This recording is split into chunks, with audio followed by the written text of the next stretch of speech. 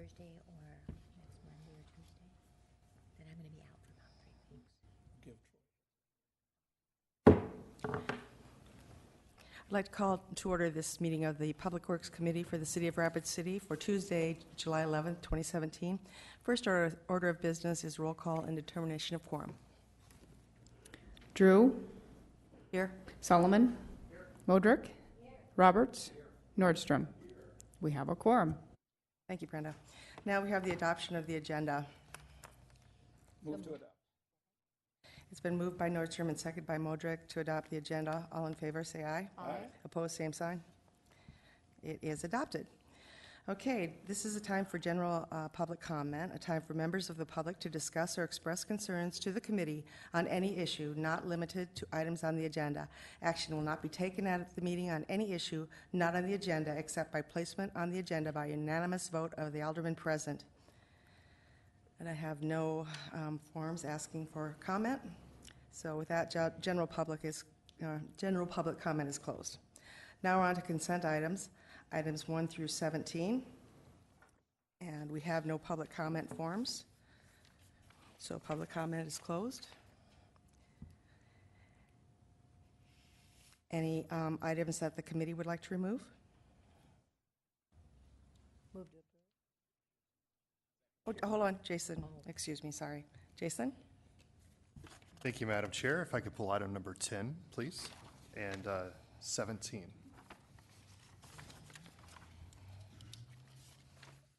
Okay, so Lisa, would you like to amend your motion? Yes, I'd like to amend that.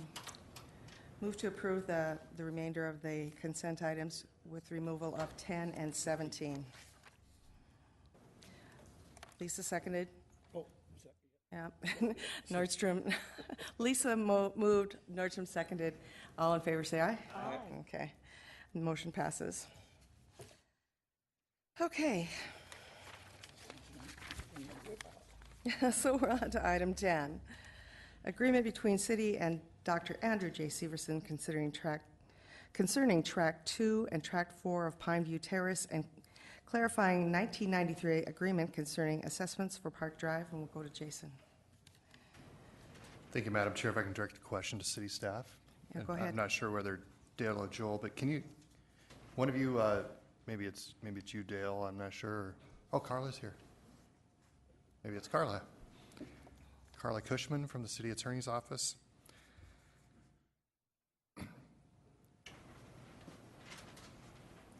Hi, Carla. Hello. So can you tell us what is different about this 1993 agreement that we are clarifying?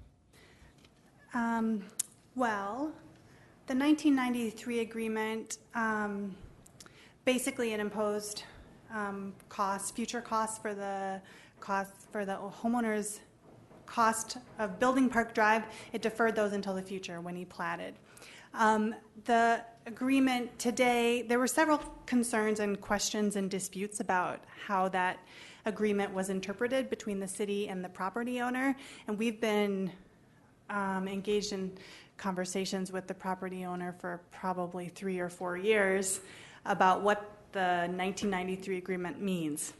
So this subsequent agreement clarifies what we both understand the agreement to mean in terms of how much is owed for Park Drive and how that assessment will be handled, and it cleared up some questions about easements and an H lot. Okay. So basically it's the result of our conversations with the property owner about what the previous agreement says, just to clarify what we both our understanding is of that. Okay, so the assessment still holds from 1993, that's still being satisfied? Yes, yep, that will be paid when the platting occurs. Okay. Or it will be initiated when the platting occurs. All right, thank you. Yes. I yield.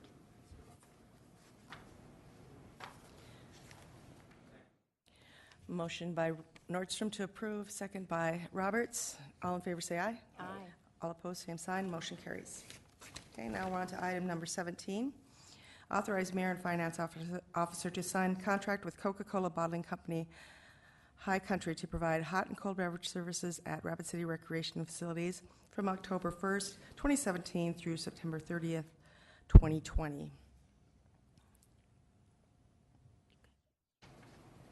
Okay, oh, excuse me, Jeff. This is the first meeting I've run as chair, so I need a little leeway here. Mr. Bigler, we'll go to you. You're doing a terrific job, by the way. Staff would like to request this item be continued to the August 15th Public Works Committee meeting. The contract is not quite ready to be signed. Okay. Solomon moves to approve continuing this item to August 15th, and Richie Nordstrom second. All in favor, say aye. Aye. All opposed, same sign. Motion carries. We'll see you August 15th on that item. Now we go to non-consent items. And is this where I use these? Okay. And we have two speaker request forms. So first of all, we'll go to Cale McNabb on item number 18, appeal of denied exception request from Spurlick Consulting on behalf of Market Square LLC to waive additional pavement, curb, gutter, sidewalk, handicap ramps, street light conduits, and water main and creek drive. So this is continued from the July 3rd meeting. So, Cale, you have the floor. Yeah, thank you, Madam Chair. Yeah, it's McNibo, Cale McNibo. I own Spurlick Consulting, 821 Columbus Street. I am the engineer on this project. Thanks for the opportunity to address the Public Works Committee. I appreciate the City Council had sent it back to the committee, so we'd have an opportunity to discuss this at greater length with all of you. And I have brought a couple of overheads I'd like to put up.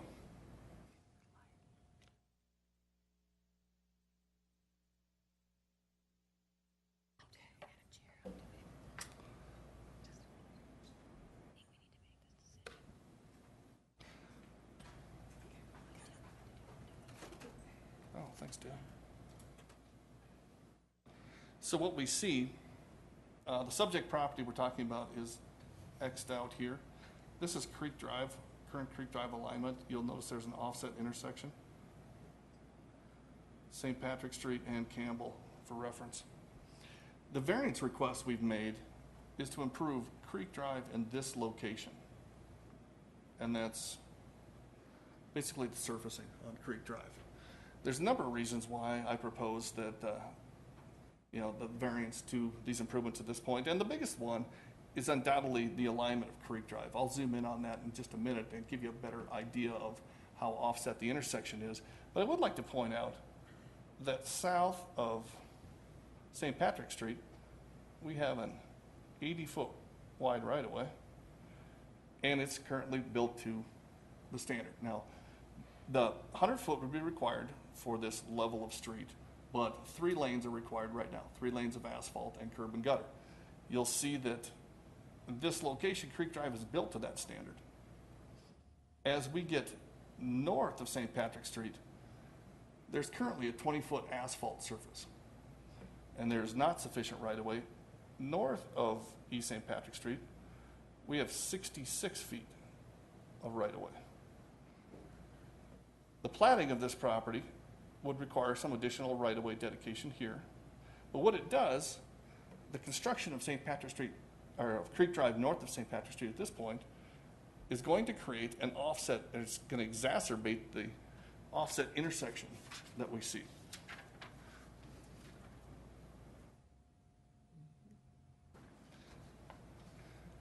So, again, we're looking at Creek Drive with 36-foot of asphalt if we were to construct it tomorrow.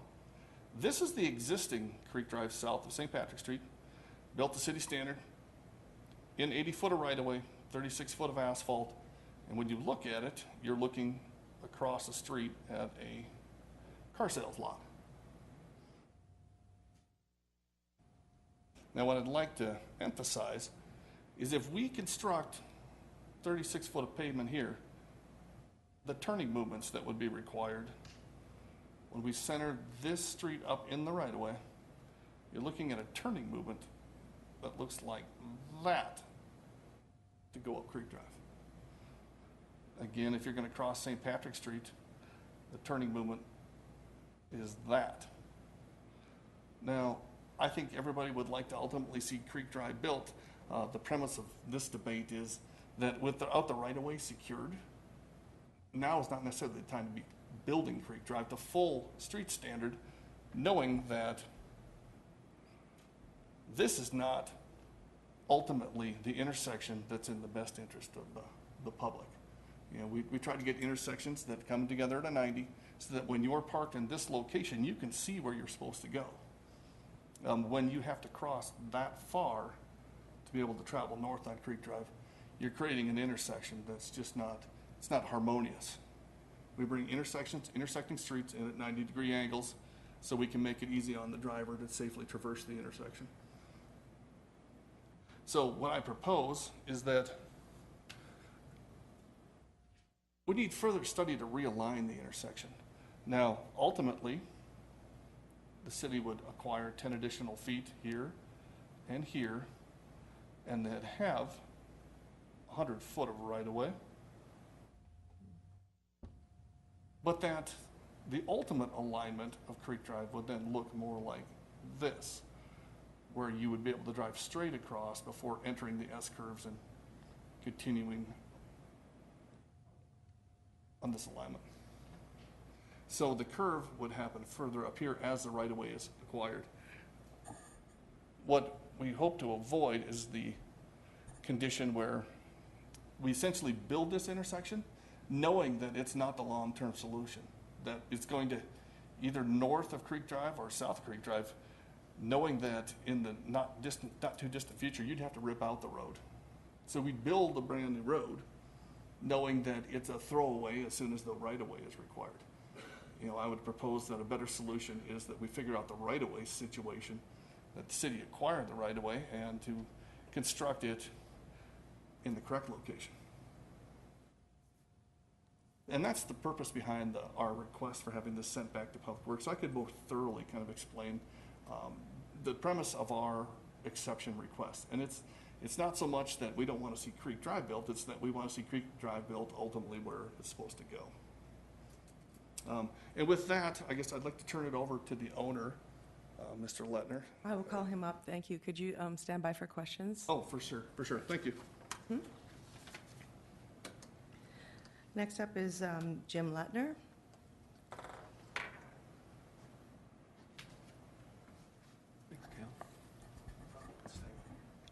Hello, Mr. Lettner, when you're ready. Good afternoon. My name is Jim Lettner. Thanks for letting me speak. I currently am the property owner of the parcel that Cale showed you.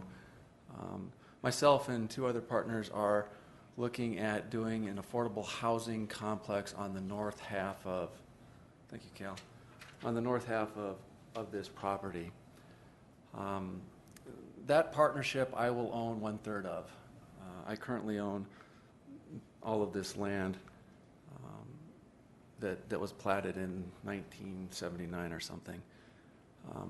The problem with constructing this street at this point, if I were just strictly selling it to the partnership, is that according to Cale's estimate, the cost of constructing, improving Creek Drive is in excess of what I'm even selling it to the partnership for. Cale's estimate was over $400,000. I'm selling the land to the partnership for $360,000. You know, our intentions are, again, to do an affordable housing project, and it doesn't even make sense for me to, it doesn't even make sense for me. Do we have a ghost? If you could just hold on. Okay. Somebody's Kind of mad. distracting, to say the Are least. you doing that to me, Billings?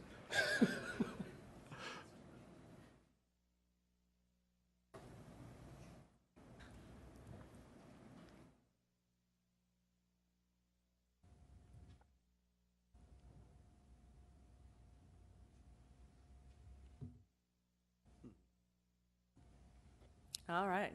Should we begin? So anyhow, we're trying to do an affordable housing project on this property. We have a TIF request in as well. I don't know if any of you are familiar with that.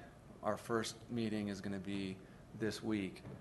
Excuse me, Jim, I just want to say, this is, noise is coming from upstairs. They're going to send someone up to go talk to them. Okay. So Would you like just me to go hold ahead. off? Or?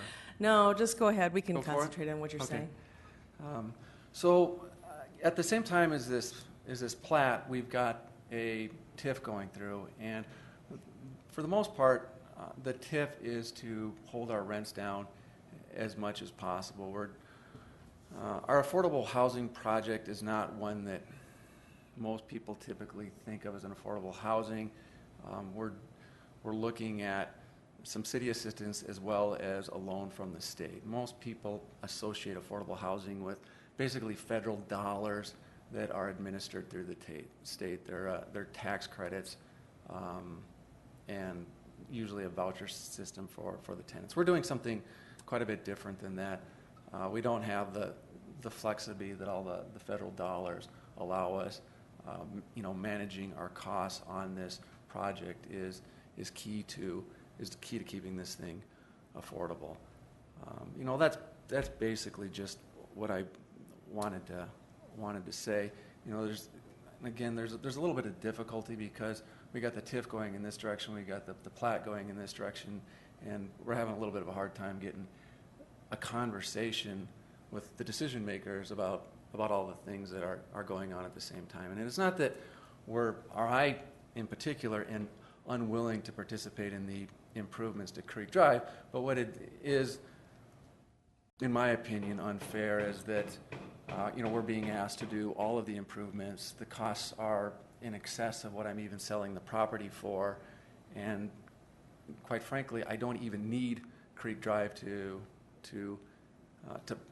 for the purpose or for the use of this land. I mean, I'd be fine with not taking any access off of Creek Drive in any capacity, but since I'm adjacent to it, and since things have changed since I tried to plat this the first time, which was 10 years ago, and I pulled the request. At that time I was going to be given a waiver of right to protest, and that was the outstanding issue. But from what I understand, that's changed, and the city is no longer doing those, and I guess now we have to try and come up with another solution to try and to move this thing forward. Thank you, Mr. Lettner. Please stand by if we have questions.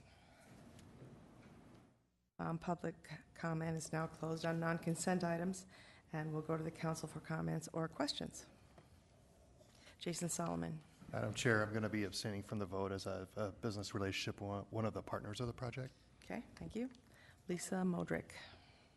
Thank you, Madam Chair. Can I ask Dale a question? Of course.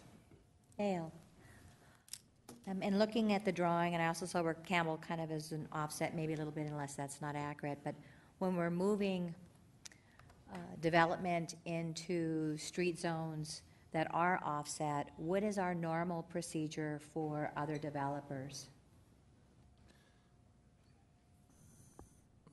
This is a unique situation.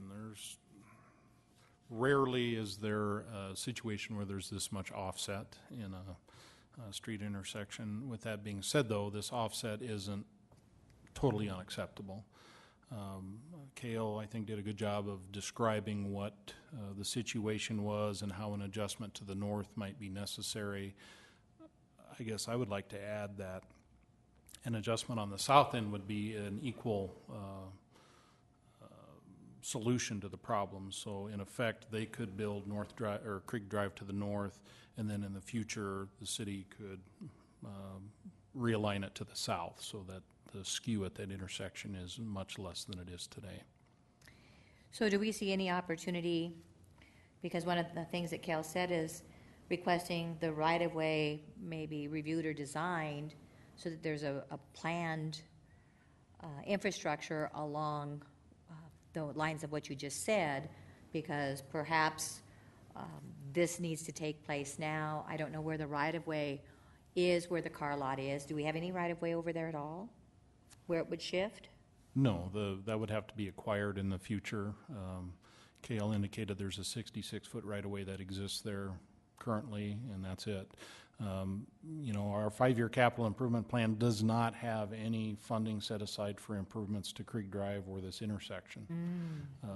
That's the case with a lot of developments that come in. They come in and they want improvements to a roadway or improvements to something in the city they believe needs to participate. We can't plan our CIP around that 5 years out to anticipate what could happen or couldn't. And if we set up our CIP purely around what development's going to happen, we wouldn't have any dollars to fix any of our existing streets. So is there any way that both the city and the developer can come together? Because it sounds like maybe there's some, try all the communications with the Well, county and the city. That's why we are here today, is we've met, we've talked, you know, the city's reviewed the subdivision ordinance, the criteria, has approved some exceptions for some water mains. And so the reason the applicant's here today is to request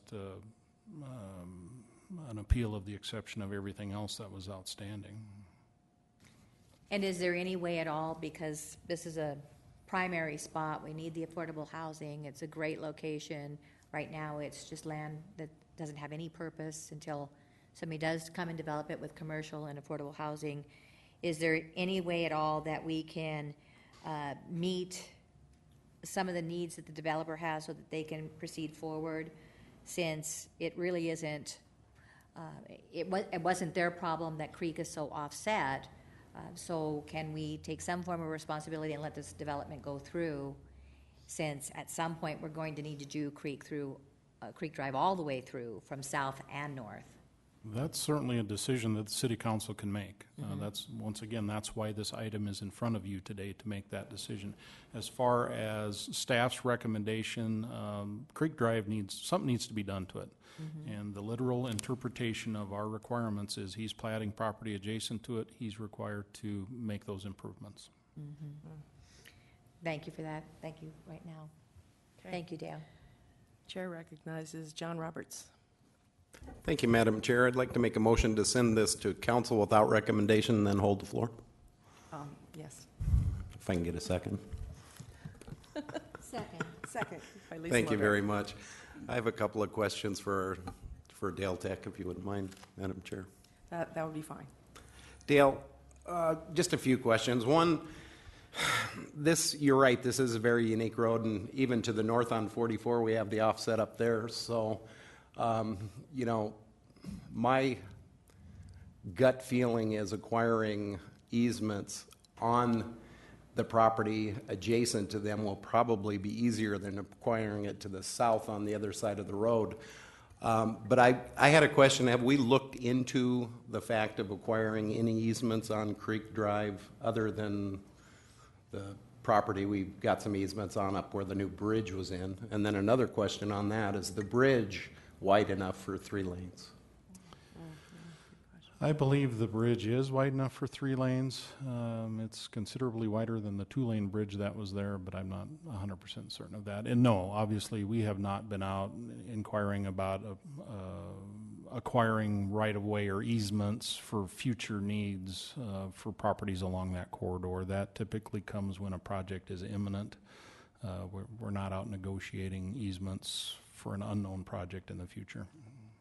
Because I will have to agree with them on this project. If they're building a road, to have it realigned or you know, just a road to build to throw away, and we've seen that occasionally. We just saw how Fifth Street was realigned down on Catherine Boulevard.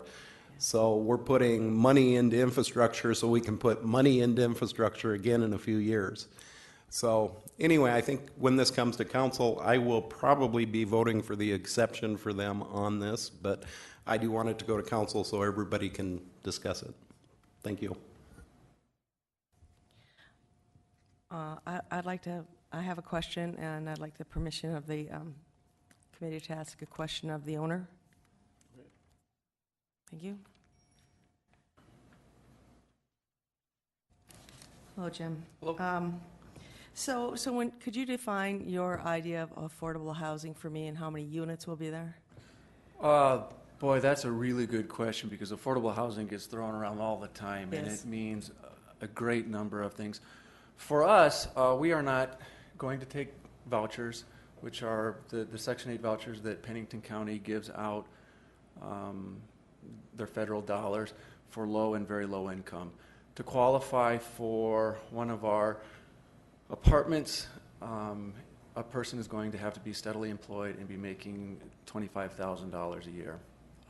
What happens, or what we feel is happening in Rapid City, is that there's a little bit of a hole where there's times where someone making $12,000 a year, quite frankly, has better housing opportunities than somebody making $30,000 a year when they're on the voucher system. We are not doing one of those.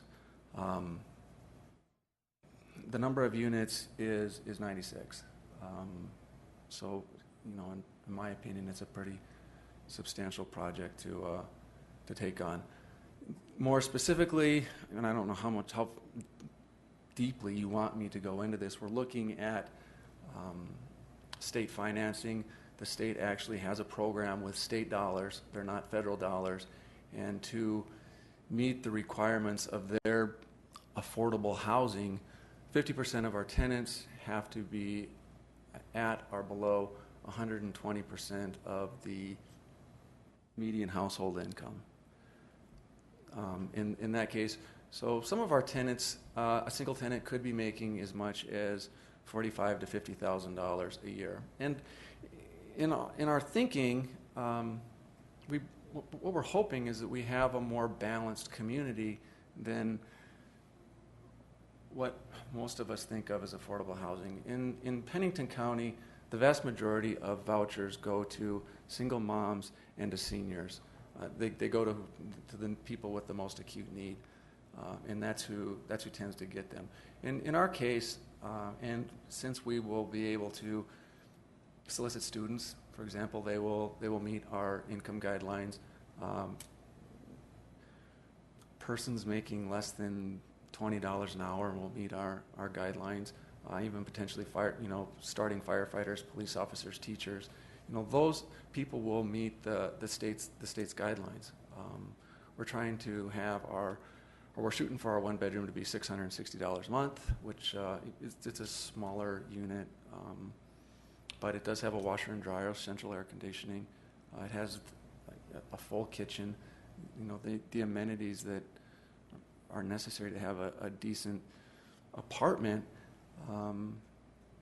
and at a price that puts them in something much better than what's available. If you look at apartments for less than $700 a month on Craigslist, you'll find either being in a Section 8 type apartment complex, if you qualify that, or you're going to be living in somebody's basement apartment. Well, my inclination is to go with your appeal, but that'll be left for Monday night, I believe. However, I just have to say, this isn't a group that's not being served very well by our housing in Rapid City, and sometimes it's really hard to do good things. So thank you for staying with it. And right now we have some more questions. Lisa Modrick. Thank you, Madam Chair, for letting me come back in. Can I ask Dale another question? Please do. Thank you. Dale, in order to get this project off the ground, because it is needed, the location again is absolutely excellent. I would say walking distance for those that need this affordable housing design, as well as being able to pick up bus locations for work. So with that in mind, is there, and maybe you can reflect back on what you know, we've done this before, taking the half of which they're working with, and of course we don't want to throw away funds that they're trying to put towards affordable housing, but we also know we need to have sidewalks in, and that we've been pretty firm on. Would there be a way to allow them without completely completing the street, because that is something down the road? You said it's not in the 5-year plan, so maybe we can get it on the 10-year plan, and put in our curb and gutters along what's there now, and then look at the redesign work that's, as they're being requested. We have a lot of work ahead of us to get the right-of-ways and designs on this, and then allow them to proceed forward with curb and sidewalk and build their commercial and their affordable housing. Well, that goes back to, Mr. Roberts alluded to, well, if you do something and then tear it out, you're throwing away money. And so to, I guess, ask the applicant to come in and just put in a curb and gutter and to do something temporary, I don't know what good that would do. To me, it makes more sense to try to build the correct road section that's going to be there long term. You know, we've had a similar situation up on Dias Avenue where we've got an applicant that's wanting to plat property, doesn't believe it's his responsibility to make all the improvements, we have floated the idea of maybe him upfronting the money for his share of, or his portion of what the improvements would be, and then having the city holding that money into the future in case that road is ever built and the funds or at least his portion is there. We haven't reached an agreement with that. That had been the first time. To me, that's kind of the warp replacement plan that we're kind of working under. We could try that in this instance, but I don't know if that would be palatable to the applicant to come up with some share for this road and pay the city that amount. I don't know if that's agreeable to them. That's an option. I don't know if it'll work long-term, but it's an option. With TIP, I believe TIP is going to be involved, so we've got some infrastructure and improvement opportunities there. But building it and then throwing it away, if it's not on a 5-year plan, we've got some return on investment if we just do that minimum section that is going to be a walkable section because it is a neighborhood and there's a neighborhood across the way and above it. And find out at one point when we can slot into CIP the right-of-way design and put that on the books. Because it sounds to me if it's not in 5 years, is it in 10 years? At what point? Because the sidewalk now is important, but if we're not going to let this trigger actually going into a right-of-way design, then are we really throwing any funds away right now? Because it might be years, it sounds like. If you could share that with me, if it is. Yeah, well, first of all, I'd like to address sidewalks. Sidewalks is a function of a building permit. So this request isn't necessarily for the bulk of the sidewalks. However, when a developer's making road improvements, they're responsible for putting the curb ramps in at intersections, and then whomever comes along with a building permit after that is required to put the sidewalks in. So that's kind of a separate issue in my opinion, or my estimation. Let's see, I'm trying to find you. the workaround here so we can get this development project working for the city. As far as slotting this in as a priority in our capital improvement plan, we have 400 miles of roads. Some of them are in excess of 80 years old. Mm-hmm. I don't know that this would rise to a level in our capital improvement plan as a road that needs to be or squeezed in or kick something else out. We are fiscally constrained in our capital improvement plan. We have more needs than we have money available. Certainly if the council feels that this is an important project to bump something out of our capital improvement plan, we can be directed to do so. Do you know if on the map, are we in the poor or very poor section of this road? Do you know where it falls I have on no idea. our scale? I couldn't even That guess. would be good to know maybe on Monday to find out where it's at on our poor and very poor line, because I know it's a pretty rough road as it is now. But once we have development there, it's going to be a more used road, and I understand the need that we need to put some road in, but that little jaunt, who holds the responsibility of that jog and fixing that so that it's a more designed straight line. And I think that's something that we all as a council need to consider on Monday, because we're going to end up with a square that's owned by Mr. Lettner that has no use at all if we don't find the way to fix it now, get it developed, and perhaps put the CIP of Creek on the timeline, because I think we're in a catch-22. But we'll probably hear more about this on Monday as well. Thanks, Dale, for the answers. Chair recognizes Richie Nordstrom. Thank you, Madam Chair. I'm a little bit out of the loop on this, so I need to ask probably some basic questions of Dale Tech, if I may.